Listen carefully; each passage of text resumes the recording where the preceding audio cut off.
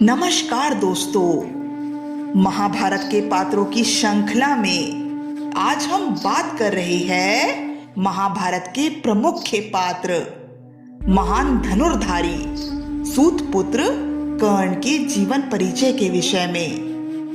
दोस्तों, महान धनुर्धारी सूत पुत्र कर्ण के जीवन परिचय का यह दूसरा भाग है। अगर आपने प्रथम भाग अभी तक नहीं देखा है तो कृपा कर पहले आप प्रथम भाग देखिएगा, जिससे आपको सूत पुत्र कर्ण के जीवन परिचय को समझने में ज्यादा आसानी होगी।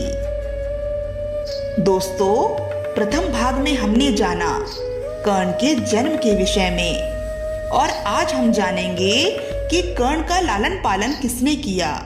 साथ ही साथ हम ये भी जानेंगे कि सूर्य पुत्र होते हुए भी कर्ण एक सूत पुत्र कैसे कहलाए। तो चलिए शुरू करते हैं।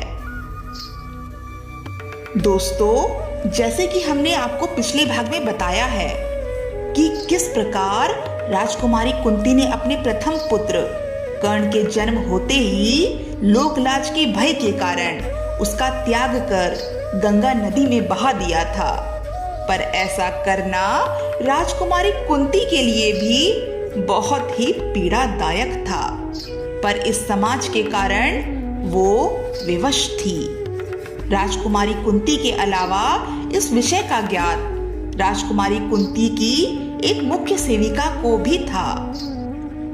बालक कर्ण गंगा के तेज बहाव में बहता चला जा रहा था, मानो कुदरत ने उस बालक का भविष्य कहीं और ही तय कर रखा था। फिर बालक कर्ण गंगा में बहते हुए हस्तिनापुर में पितामह भीष्म के सारथी अधिरथ और राधा नामक सूत दंपति को मिले। बालक कर्ण अधिरथ को गंगा में बहते हुए मिले। ये मात्र एक संयोग था या कुदरत का रचाया हुआ कोई खेल, ये कोई नहीं जानता था। असल में पितामह भीष्म के सारथी अधिरथ पहले राजकुमारी कुंती के पिता महाराज कुंती भोज के सारथी रह चुके थे, पर अपने निजी कारणवश वो कुंती भोज के साम्राज्य को त्याग कर हमेशा के लिए हस्तिनापुर आ गए थे। अधिरथ ने कुंती भोज साम्राज्य में अपना बहुत नाम कमाया था। वहां उनके कार्य व उनके व्यक्तित्व की सभी लोग सराहना किया करते थे, और ये बात राजकुमारी कुंती की मुख्य सेविका बहुत अच्छे से जानती थी। इसलिए उन्होंने अधिरथ महाशय को हस्तिनापुर में संदेश भिजवाया और बालक कर्ण की रक्षा का दायित्व उनको दे दिया, और वो खुद भी राजकुमारी कुंती को बिना बताए वहां पहुंच गई, क्योंकि सेविका ये बात बहुत अच्छे से जानती थी कि अगर इस विषय का किसी को भी पता चला तो कुंती भोज के साम्राज्य को समाप्त होने से कोई नहीं बचा सकता। सेविका का उद्देश्य बस इतना था कि कुंती भोज का साम्राज्य भी कायम रहे और ये नन्ही सी जान भी सुरक्षित रहे। अधिरथ ने उनको मिला दायित्व पूर्ण कर बालक कर्ण की रक्षा की। बालक कर्ण को गंगा में से सुरक्षित पाने के पश्चात अधिरथ अत्यंत प्रसन्न हुए, पर अभी भी अधिरथ इस बात से अनजान थे कि उन्होंने जिस बालक की रक्षा की है वो असल में है कौन। फिर महारानी कुंती की वो मुख्य सेविका भी वहां पहुंच गई, जहां अधिरथ बालक कर्ण के साथ उनकी प्रतीक्षा कर रहे थे। पर जैसे ही अधिरथ बालक कर्ण को उन सेविका को सौंपने के लिए हाथ बढ़ाते हैं, वो सेविका उनको रोक देती है और वो उनको जीवन भर के लिए वो दायित्व का भार दे देती है जिसकी उन्होंने कभी कल्पना भी नहीं की होगी।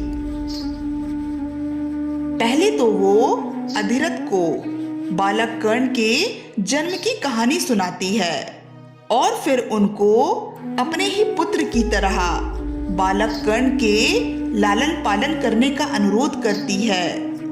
और साथ ही साथ वो अधिरथ महोदय से ये भी विनती करती है कि वो जीवन भर के लिए ये बात समाज और यहाँ तक कि उनकी धर्म पत्नी से भी गुप्त रखेंगे कि बालक कर्ण की वास्तविक पहचान क्या है। वो इस संसार को कभी भी ये बात नहीं पता चलने देंगे कि कर्ण राजकुमारी कुंती और सूर्यदेव के पुत्र है। पर अधिरथ सेविका के इस अनुरोध को मानने से मना कर देते हैं और कहते हैं, हे देवी, आप जानती है कि मैं एक सूत हूँ और ये बालक एक सूर्य पुत्र है। मैं इस तेजस्वी बालक का तेज संपूर्ण संसार से कैसे छिपा पाऊंगा? मैं आपके निवेदन को अस्वीकार करता हूँ देवी, मुझे क्षमा कीजिए।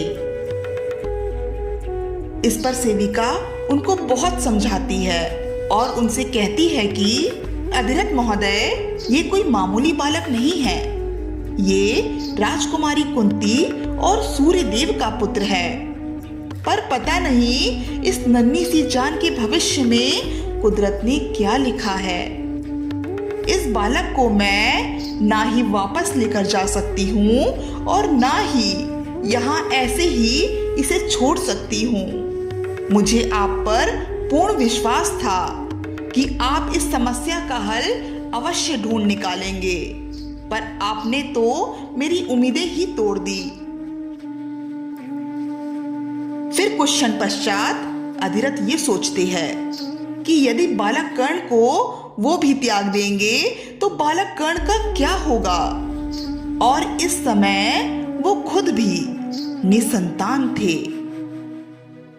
फिर अधिरथ बालक कर्ण का दायित्व लेने के लिए तैयार हो जाते हैं। फिर सेविका अग्नि को साक्षी मानकर उनसे ये वचन लेती है कि चाहे कुछ भी हो जाए, इस बालक की वास्तविक पहचान कभी भी किसी को पता नहीं चलना चाहिए, यहाँ तक कि बालक कर्ण को भी नहीं। इस घटना का भान सिर्फ हम दोनों को ही है, यहाँ तक कि राजकुमारी कुंती को भी इस विषय का ज्ञात नहीं है और ना ही होना चाहिए। अन्यथा यदि एक बार उनकी ममता इस बालक के लिए जाग गई तो वो पुनः इसे अपना लेंगी और परिणाम स्वरूप समाज में कुंतीभूत साम्राज्य का पतन हो जाएगा। इस पर अधिरथ महोदय सेविका से कहते हैं, हे देवी, मैं इस दिव्य बालक की वास्तविक पहचान कभी इस संसार के सामने खुद से नहीं आने दूंगा। इस बालक को मैं अपने पुत्र की ही तरह इसका पालन पोषण करूंगा। मैं इसको अपनी ही तरह एक सूत पुत्र बनाऊंगा। पर ये बालक सूर्य नारायण का अंश है, अथवा इस दिव्य बालक का तेज आज नहीं तो कल इस संसार के सामने आ ही जाएगा। और फिर तब इस बालक की दिव्यता को इस संसार के समक्ष आने से कोई नहीं रोक पाएगा, ना मैं और ना ही आप। इतना कहकर अधिरथ बालक कर्ण को लेकर वहां से चले गए। और फिर जब अधिरथ बालक कर्ण को लेकर अपने घर पहुंचे, तब उनकी पत्नी राधा ने उस बालक का परिचय उनसे पूछा। तब अधिरथ ने उनके प्रश्नों का उत्तर देने से इनकार कर दिया और कहा, राधा, अब से ये बालक हमारा पुत्र है। बालक कर्ण को देखकर राधा भी उस पर मोहित हो गई। फिर अधिरथ और राधा ने बहुत ही प्रेम से बालक कर्ण का पालन पोषण किया। अधिरथ और उनकी पत्नी राधा एक सूत परिवार से थे, इसलिए बालक कर्ण भी अब एक सूत पुत्र कहलाए और एक सूर्य पुत्र होने के बावजूद कर्ण को एक सूत पुत्र कहकर जीवन भर संबोधित किया जाने लगा। फिर कुछ समय पश्चात अधिरथ और राधा के घर में एक बालक का जन्म होता है। उस बालक का नाम था शोण।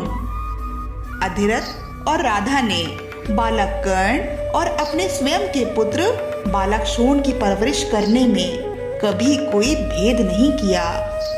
दोनों का ही पालन पोषण व प्रेम उन्होंने समान भाव से ही किया। जैसे ही दोनों बालक अपने बाल अवस्था में पहुंचे, दोनों में भी अत्यंत प्रेम था। कर्ण अपनी पालनकर्ता माता राधा से अत्यंत प्रेम करते थे, इसलिए सभी कर्ण को राधेय कर्ण नाम से भी संबोधित किया करते थे। तो ये थी दोस्तों कर्ण के एक सूर्य पुत्र होने के बावजूद सूत पुत्र कहलाने के सफर की कहानी। आज के लिए बस इतना ही। अगली वीडियो में हम चर्चा करेंगे कि कर्ण ने हस्तिनापुर का त्याग क्यों किया था। तब तक के लिए धन्यवाद।